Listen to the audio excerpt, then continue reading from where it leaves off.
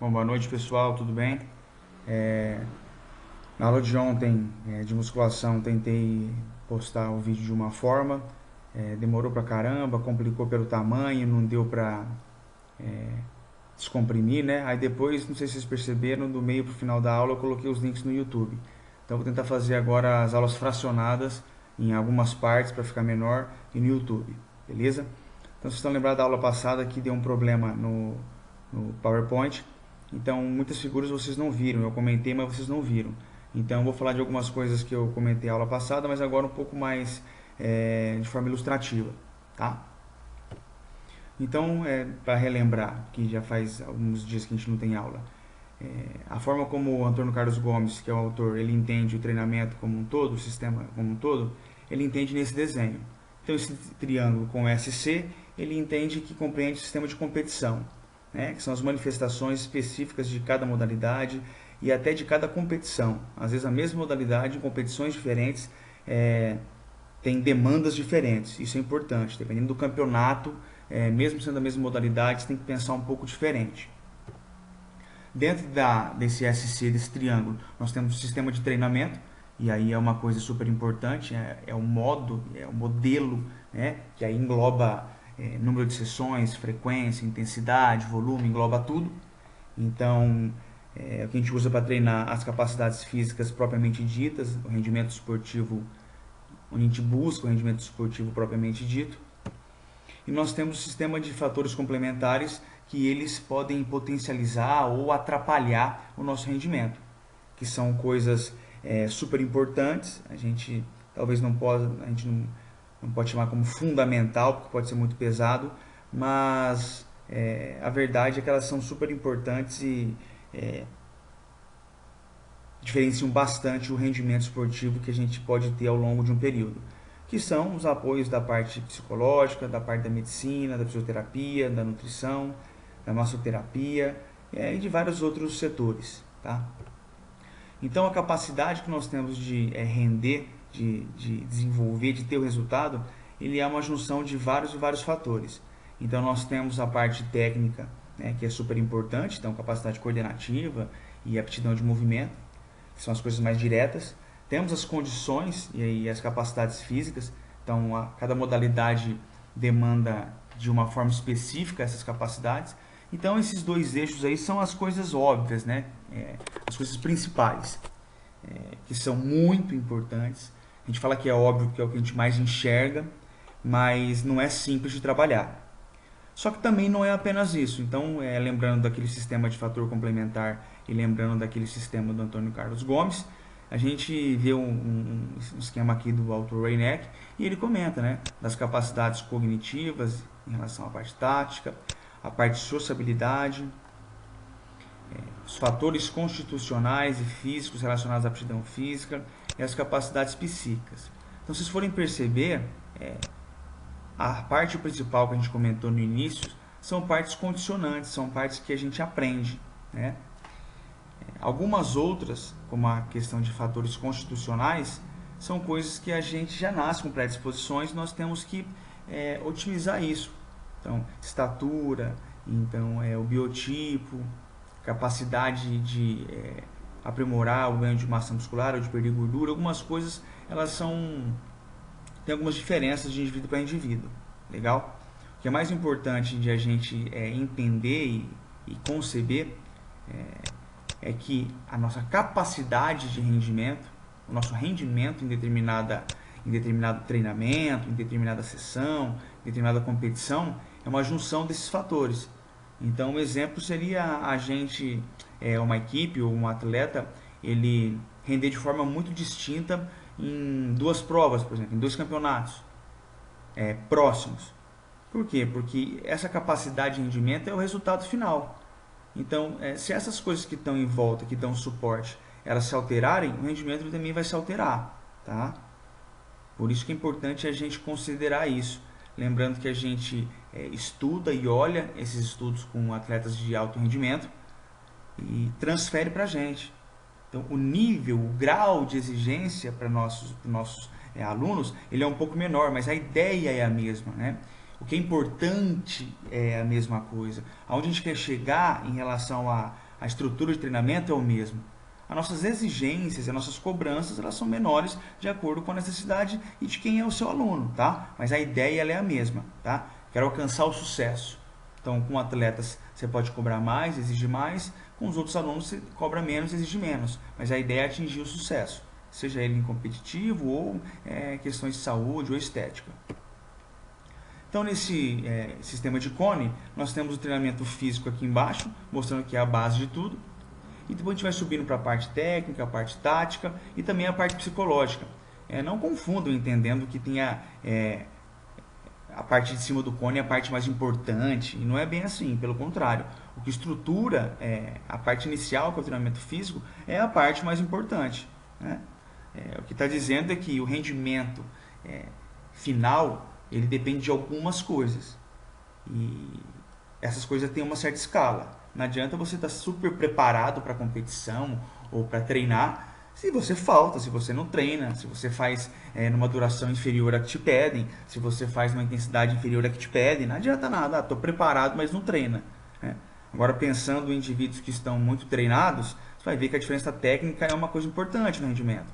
Pessoas que estão muito treinadas física e tecnicamente, você vê que o entendimento, né, e a reprodução da tática treinada também é muito importante. Pessoas que estão super treinadas em tudo isso, a forma como a pessoa se sente e ela realiza a atividade, a parte emocional, a parte de nervosismo, de ansiedade, também é muito importante, tá?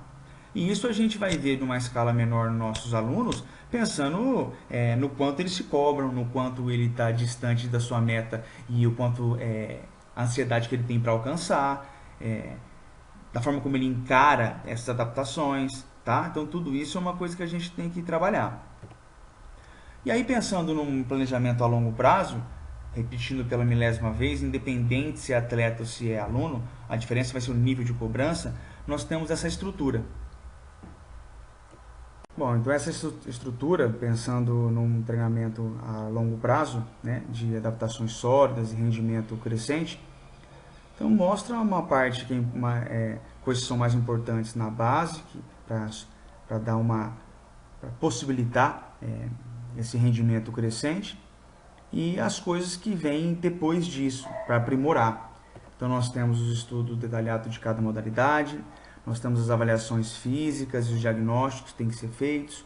Depois a gente traça a periodização, ou seja, de que forma que nós vamos pensar esse treinamento ao longo do tempo, pensando nas competições, pensando na idade dos participantes, pensando em cada ano. Então tem anos que tem competições mais importantes e outros menos, classificatórias e outros não, então isso é importante. E a partir disso, no topo, é a forma como a gente vai agir, né? É a determinação e de que tipo de trabalho que a gente vai executar para ter esse objetivo. Comentei com vocês a aula passada e falei que dessa parte de estudo detalhado do esporte, é muito importante que a gente saiba profundamente como é a nossa modalidade, as suas demandas, a parte fisiológica de fornecimento de energia, de estresse agudo que ela gera. Então a gente tem que entender perfeitamente e detalhadamente as coisas que compõem a nossa modalidade. Só assim a gente pode pensar de forma lúcida num treinamento adequado. Conhecer por cima, conhecer meia boca, você planeja em cima de uma base muito fraca e a sua chance de rendimento acaba diminuindo. Além de conhecer a modalidade, a gente tem que conhecer também os nossos atletas, os nossos alunos, né? Então, coisas que podem interferir no treinamento, a gente tem que saber. Então, você não tem que saber exatamente, né, o detalhe da briga de marido e mulher, não é isso. Mas você tem que entender se ele está passando por um momento onde existem discussões frequentes e isso atrapalha ele a dormir, se isso atrapalha ele a comer, se ele chega estressado em casa por causa desse motivo. Entende? Então, se ele está distante em alguma competição, isso faz mal para ele, você tem que entender, né? Quando é adolescente, por exemplo, em relação a se está namorando, se não está namorando. Então, ao mesmo tempo que tem que ser detalhado, né, não é fuxico, entende? A gente tem que entender cada detalhe. Pensando em criança e adolescente, a gente tem que pensar de uma forma mais cuidadosa ainda, imaginando que a gente vai ter a longo prazo um alto rendimento, tá? Então o desempenho ou aquele rendimento aprimorado, ele tem que ser de médio a longo prazo. Então uma forma de pensar o treinamento para crianças e adolescentes é assim. Então pensando numa base na parte da infância, a gente entende um desenvolvimento mais geral, mais multilateral. Quando eles já são já passaram da puberdade, já são jovens, a gente começa a treinar de forma mais especializada, e aí o nível de competição vai depender muito de quem é esse indivíduo, de qual que é a modalidade, qual que é a realidade que a gente se insere, né, de regional e também de país, de estado, depende muito disso, né? E depois de um indivíduo já maduro, já com com seu desenvolvimento fisiológico, de maturação, de crescimento, da parte óssea já bem estabilizado, a gente vai para a parte do alto desempenho, né? Muitos atletas e participantes chegam nesse alto desempenho que não tem problema nenhum, legal? Ainda assim, você tem que fazer essa parte, a primeira e a segunda que nós estamos comentando aqui, da mesma forma, de forma estruturada, de forma sólida, tá? Então, nessa parte inicial, na base, nós temos muitas atividades que têm uma relação com recreação. Então, a criança e o pré-adolescente tem que ser extremamente prazeroso para ele. Isso é uma das coisas principais, né? Nós, como treinadores, a gente organiza, a gente propõe, a gente sabe que, além da recreação, tem outras coisas que a gente quer atingir, né? Mas não fica tão nítido para eles, tá? Eles estão participando de uma atividade seguindo as tuas regras. Só que você sabe que isso vai além da recreação, mas para eles tem que ser muito prazeroso, legal?